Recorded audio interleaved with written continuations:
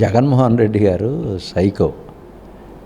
అతను దెయ్యాలు వేదాల వల్ల ఇచ్చినట్టుగా ఆ బడ్జెట్ గురించి మాట్లాడేటువంటి తత్వం, అసలు అతను ఎప్పుడు కూడా ఎదురుదాడి చేయటమే డైవర్షన్ పాలిటిక్స్. ఇప్పుడు అహం బ్రహ్మాస్మి అతను స్వయంకృతంతోనే తను గవర్నమెంట్ పోగొట్టుకున్నాడు. ఇట్లా డైలాగులు, పిచ్చి డైలాగులు, పిల్ల డైలాగులు, అవగాహన లేనటువంటి ఆలోచన, ఎవరో చెప్పిన స్క్రిప్ట్ మాట్లాడటం. అసలు బడ్జెట్ అంటే అతనికి ఇప్పటికీ ఏం తెలియదు. అసలు నాకు తెలిసి ఎవరో ఆర్థిక మంత్రో లేకపోతే నిపుణులు ఎవరో ఇస్తే అదేదో చదివేసి వెళ్ళిపోయి చప్పట్లు కొట్టి ఆ అసెంబ్లీలో కూర్చొని ఆ బడ్జెట్ కార్యక్రమాలు మాట్లాడకుండా చంద్రబాబు నాయుడు గారిది ఏదో పాటలు ఉంటే ఆ పాటలు వేపించి స్క్రీన్ మీద చంద్రబాబు నాయుడు గారిని అసెంబ్లీలో మాట్లాడేటువంటి ఆ పాటలు చూసి పోలవరంలో ఏదో మహిళలు పాట పాడితే ఆ పాట పెట్టి దానికి ఈయన నవ్వుకుంటా అనుకుంటా అసెంబ్లీలో కాలక్షేపం చేసి పిచ్చి పిచ్చి చట్టాలన్నీ చేసి పనికిరాని చట్టాలన్నీ చేసి చట్టాలకు తూట్లు పొడిచి chief justice of India supreme court judge Ramana గారి మీద లెటర్లు రాసి, అంటే ఇతనికి అవగాహన లేదు ఎవరి మీద లెటర్లు రాయాలా, ఎవరి మీద తనకి మైండ్ సరిగా లేదు. దీన్ని బట్టి అర్థమవుతుంది కదా మీకు. బడ్జెట్టు ప్లానింగు, నాన్ ప్లాన్ రెండు ఉంటాయి.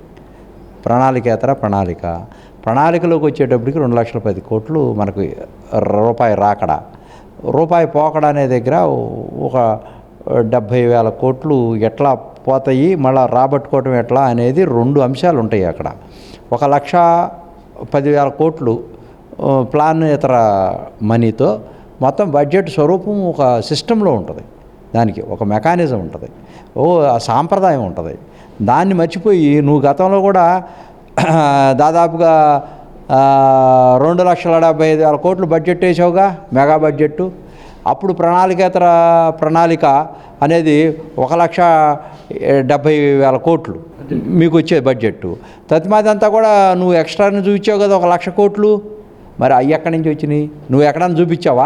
ఇసుకలో వస్తుందనా, లేకపోతే మద్యంలో వస్తుందనా, పేకాటాడితే వస్తుందనా, లేకపోతే ఇంకా ఏదన్నా గంజాయి అమ్మితే వస్తుందనా, లేకపోతే పిల్లలను మోసం చేసి ఏదన్నా మహిళలను మిస్ అయితే ఆ టాస్క్ ఫోర్స్లో సంబంధించినటువంటి మీ వాళ్ళు ఏదన్నా తప్పులు చేస్తే దాంట్లో ఏమైనా ట్యాక్సులు, లేకపోతే చెత్త మీద ట్యాక్సులు ఇవన్నీ వేసి జనాల మీద రుద్ది ఆ 1,00,000 కోట్లు సంపాదిద్దాం అనుకున్నావేంది? ఇప్పుడు చంద్రబాబు నాయుడు గారు ఆ విధానం, అసలు నేను ట్యాక్సులే పెట్టనంటున్నాడు, పెంచనంటున్నాడు, ఎలక్ట్రిసిటీ టారిఫ్ పెంచనంటున్నాడు, అతనేమైనా ఇసుకలో ఉచితంగా ఇస్తున్నాడు ఇసుక, నీకులాగా కోట్లు గడించలేదు, జిఎస్టీలు తెచ్చుకోలేదు. ఇప్పుడు ఏదైతే ఉందో పారదర్శకంగా మద్యాన్ని కూడా క్లియర్గా బిడ్లు పిలిచాడు, ఎవరైతే తక్కువ చేశారో కోట్ చేశారో వాళ్ళకి ఇచ్చాడు. ఇది ఫెయిర్గా ఉంది. అప్పుడు మీరే అమ్మేవాడు కదా, గవర్నమెంట్ మీరే అమ్మారుగా. మీరే అమ్మి అసలు జిఎస్టీ ఎక్కడ కట్టారు? అసలు మీరు ఎక్కడ లెక్కల్లో తీసుకొచ్చారు డబ్బు? అంతా రూపాయల్లో పాలసీ లేకుండానే చేశారు కదా, అంతా నగదే తీసుకున్నారుగా, ఫోన్పేలు కూడా లేవు కదా. డబ్బులన్నీ ఎక్కడ పెట్టేశారు? నొక్కేసి తొక్కేసి బ్లాక్ మార్కెట్లో పెట్టి నువ్వు మద్య వ్యాపారం గురించి మాట్లాడతావు, ఇసుక వ్యాపారం గురించి మాట్లాడుతావు, దెయ్యాలు వేదాలు వల్ల ఇచ్చినట్టుగా.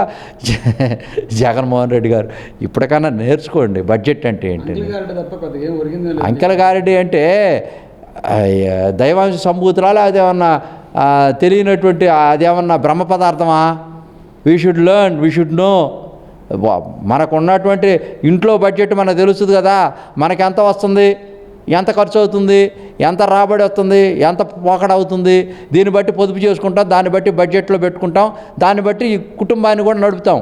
అదేవిధంగా ఆంధ్రప్రదేశ్ బడ్జెట్ కూడా 5 కోట్ల మంది ప్రజలకు ఏమేమి కావాలో, ఏ అవసరాలు ఉన్నాయి, మనం ఎంప్లాయీస్కి ఇచ్చేటువంటి జీతాలు ఎంత, మన కసరు ఎంత, మన మంత్రులకు ఇచ్చేటువంటి శాలరీలు ఎంత, ఇవన్నీ కూడా వేరు చేసుకొని చేస్తాం ప్లానింగ్లో. ఇక దాన్ని దెయ్యాలు వేదాలు వల్ల ఇచ్చినట్టుగా చెట్టు పేరు చెప్పి కాయలు అమ్ముకొని కులాలను అడ్డం పెట్టి కుక్క మూతి పిందిలాగా మా తాతలు నేతులు తాగారు, మా మూతులు వాసన చూడండి అని ఎప్పుడు చూసినా ఇదే పాట, పాడిందే పాట, పాచిపళ్ళ దాస. జగన్మోహన్ రెడ్డి గారు ఇది కాదయ్యా, నువ్వు సూటిగా పాయింట్కి రా. ప్రతిపక్షంలో లేవు, నువ్వు ప్రతిపక్షం అంటావు. ఏమండి మీరు చెప్పండి. ఇప్పుడు పవన్ కళ్యాణ్ గారు ఇది జర్మనీ చట్టాల్లో అయితే అక్కడ చట్టం ఏమీ లేదు, ఎవరైతే ప్రతిపక్షంలో ఒక సీటు వచ్చినా కూడా వాళ్ళ ప్రతిపక్ష నాయకుడిగా చూస్తారు. కానీ భారతదేశ రాజ్యాంగం అంబేద్కర్ గారు రాసినటువంటి రాజ్యాంగంలో ఎవరికైతే 10% ఉంటుందో వచ్చిన సీట్లలో 18 సీట్లు కావాలా, 175. నీకు ఆ అంకెలు కూడా తెలియదేమో. నీకు వచ్చింది 12, నీకు ప్రతిపక్ష నాయకుడు అట్టిస్తారు 11. నీకు ప్రతిపక్ష నాయకుడు అట్టిస్తారు, నువ్వు మాట్లాడింది 11 నిమిషాలు ఉంది అక్కడ అసెంబ్లీలో. 11 మందితో వచ్చావు, 11 నిమిషాలు ఉండవు, 11 నిమిషాలు వెళ్ళిపోయావు. నీ అంతా ప్యాకేజీ. నువ్వు అసలు అసెంబ్లీలో ఎక్కడుండావు నువ్వు? అయినా టెక్నికల్గా సభ్యత్వం పోద్దని వచ్చావే కానీ మెంబర్షిప్ పోద్ది, మళ్ళీ పోటీ చేయాల్సి వస్తుంది, నేను ఓడిపోతానని చెప్పి టెక్నికల్గా వచ్చావే కానీ అయినా కూడా అసెంబ్లీ సమావేశాల్లో మొదటి రోజు నీకు ఇంకొక పాయింట్ తెలియదు జగన్మోహన్ రెడ్డి. నేను చెప్తున్నాను, గవర్నర్ గారి ప్రసంగం అసెంబ్లీ సమావేశాల కిందకి రాదు. అది నీకు తెలియదేమో. టెక్నికల్గా నువ్వు సంతకం పెట్టినా కూడా వ్యాలిడిటీ కాదు అది. అది శాసనమండలి, శాసనసభ అందరు సభ్యులు కలిసి కూర్చుంటే జనరలైజ్ చేసి అతను ఉమ్మడిగా ఒక మెసేజ్ ఇస్తాడు బడ్జెట్ మీద. బడ్జెట్ ఎట్లా ఉంది దాని మీద తన యొక్క అభిప్రాయం చెప్తాడు, ప్రభుత్వ అభిప్రాయంగా. అంతేగాని దానికి అసెంబ్లీ సమావేశాలు అంటారు దాన్ని. నెక్స్ట్ డే నుంచి బడ్జెట్ మీద బడ్జెట్ ప్రవేశపెట్టిన తర్వాత బిజినెస్ అంటే అసెంబ్లీ బిజినెస్ స్టార్ట్ అవుతుంది. ఏ శాసనమండలికి శాసనమండలి, అసెంబ్లీకి అసెంబ్లీ.